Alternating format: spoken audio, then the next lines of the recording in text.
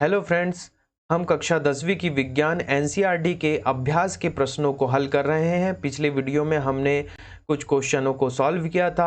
आगे हम इस यूनिट में अभ्यास के कुछ प्रश्नों को हल करने वाले हैं। चलिए देखते हैं। हमारी अभ्यास में कुछ प्रश्न दिए हुए हैं। प्रश्न पहला देखते हैं हम कि प्रश्न पहला क्या दिया हुआ है। नीचे दी गई अभिक्रिया के संबंध में कौन सा कथन असत्य है, यह बताना है आपको। यहाँ पर देखिए हमारे पास कौन सी अभिक्रिया दी हुई है। 2PbO लेड का ऑक्साइड है प्लस कार्बन है और 2Pb बना, लेड बना और CO2 गैस बनी।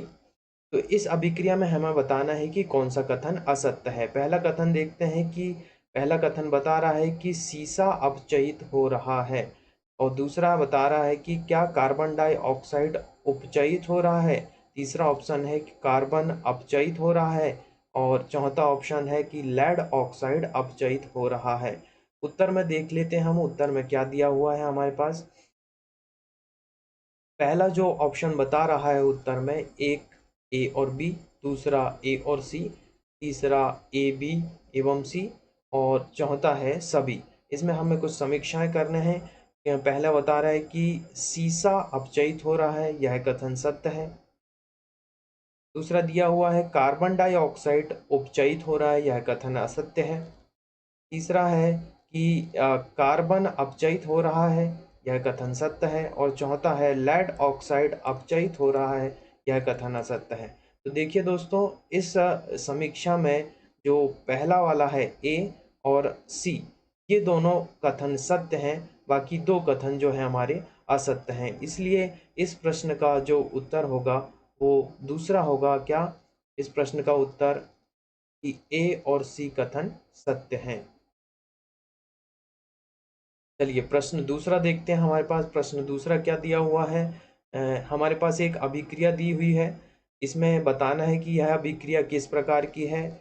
2FeO3 plus 2Al ferrous oxide है और एल्यूमिनियम है और अभिक्रिया होने के पश्चात क्या बन रहा है, Al2O3 प्लस 2Fe बन रहा है। ऊपर दी गई अभिक्रिया किस प्रकार की है, हमें यह बताना है। पहला है कि संयोजन, क्या यह संयोजन अभिक्रिया है, क्या यह द्विविस्थापन अभिक्रिया है, क्या यह वियोजन अभिक्रिया या फिर क्या यह विस्थापन अभिक्रिया है, बताना है। तो उत्तर दिया हुआ है दोस्तों विस्थापन अभिक्रिया। देखिए विस्थापन अभिक्रिया क्या होती है, जब किसी यौगिक में से कोई परमाणु अपना स्थान छोड़कर किसी दूसरे परमाणु के साथ में जाकर मिल जाता है और एक नया उत्पाद बनाता है, तो उसे हम विस्थापन अभिक्रिया कहते हैं। जैसे यहाँ पर देखेंगे हम कि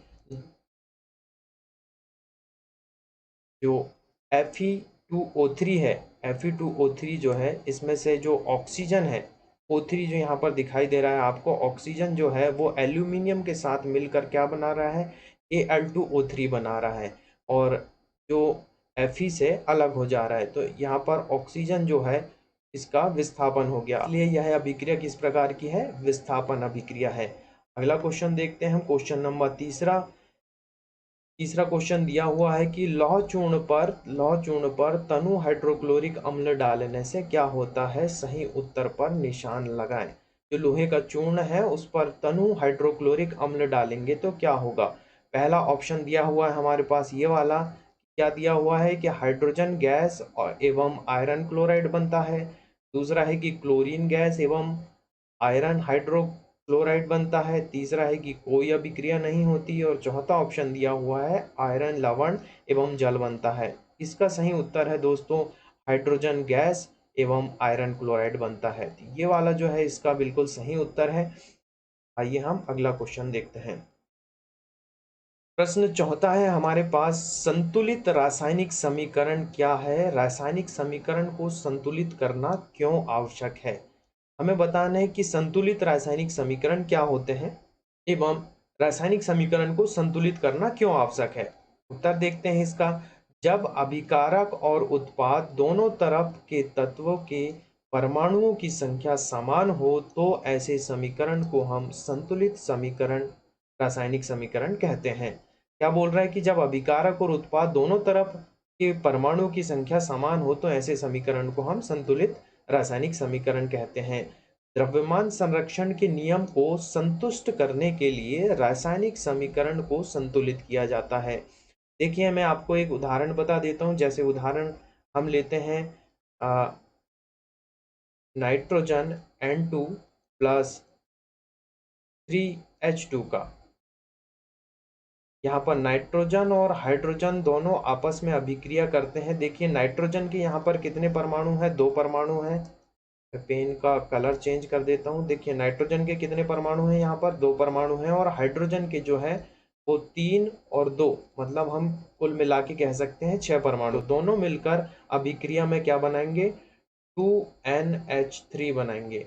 यहाँ पर हम देख रहे हैं जो अमोनिया बन रहा है, NH3 को हम अमोनिया कहते हैं। ये इसमें 2 नाइट्रोजन के परमाणु हैं और 3 और 2, इस तरह से हम कहेंगे कि 6 हाइड्रोजन के परमाणु है। तो दोनों तरफ हम देखते हैं परमाणुओं की संख्या अगर बराबर है तो ऐसे समीकरण को हम क्या बोलेंगे कि यह रासायनिक समीकरण संतुलित है। अगला क्वेश्चन देखते हैं, 5वां नंबर का प्रश्न। निम्न कथनों को रासायनिक समीकरण के रूप में संतुलित कीजिए। कुछ हमारे पास कथन दिए हुए हैं, इन्हें हमें संतुलित करना है रासायनिक अभिक्रिया के द्वारा। जैसे पहला कथन है कि नाइट्रोजन हाइड्रोजन गैस से अभिक्रिया कर अमोनिया बनाता है। देखिए, हमने अभी यह उदाहरण देखा, ये इसी का उदाहरण है। इसका उत्तर देख लेते हैं हम। क्या होता है कि ये जो यहाँ पर दिया हुआ है, इसका उत्तर लिखा हुआ है कि नाइट्रोजन जो है वो हाइड्रोजन गैस से अभिक्रिया करके अमोनिया बनाता है। देखेंगे यहाँ पर 3H2 दिया हुआ है। हाइड्रोजन के जो है वो 6 परमाणु हैं और नाइट्रोजन के जो है वो 2 परमाणु हैं। ये दोनों अभिक्रिया करके क्या बना रहे हैं? 2 अमोनिया के अणु बना रहे हैं। हमें क्वेश्चन में दिया हुआ है कि नाइट्रोजन हाइड्रोजन गैस से अभिक्रिया करके अमोनिया बनाता है। तो इस प्रकार हम देख लेंगे अमोनिया किस प्रकार से बन रहा है। चलिए दूसरा क्वेश्चन देखते हैं। दूसरा क्वेश्चन है, हाइड्रोजन सल्फाइड गैस का वायु में दहन होने पर जल एवं सल्फर डाइऑक्साइड बनता है। हाइड्रोजन सल्फाइड गैस, इसे हम दर्शाते हैं H2S के द्वारा, और वायु में दहन का मतलब है ऑक्सीजन की उपस्थिति में दहन कराने पर जल एवं सल्फर डाइऑक्साइड बनता है। जल और सल्फर डाइऑक्साइड, यहाँ पर थोड़ा सा मिसप्रिंट हो गया है, यहाँ पर बनेगा 3SO2, ये BaSO2 नहीं आएगा। तीसरा क्वेश्चन देखते हैं हम। तीसरा क्वेश्चन दिया हुआ है, एल्यूमिनियम सल्फेट के साथ अभिक्रिया कर बेरियम क्लोराइड, एल्यूमिनियम क्लोराइड एवं बेरियम सल्फेट का अवक्षेप देता है। तीसरे क्वेश्चन का आंसर ये दिया हुआ है, barium chloride BaCl2, aluminium sulphate Al2SO4 का थ्राइस, दोनों अभिक्रिया करके Al2Cl3 बेरियम क्लोराइड और BaSO4 बनता है। बेरियम सल्फेट का अवक्षेप बनता है। चौथा क्वेश्चन देखते हैं कि पोटेशियम धातु जल के साथ अभिक्रिया करके पोटेशियम हाइड्रोक्साइड एवं हाइड्रोजन गैस देता है। पोटेशियम धातु को हम K के द्वारा दर्शाते हैं। जल के साथ अभिक्रिया करके पोटेशियम हाइड्रोक्साइड KOH और हाइड्रोजन गैस देता है। आगे के क्वेश्चन पढ़ने के लिए हमारा नेक्स्ट वीडियो देखिए। धन्यवाद।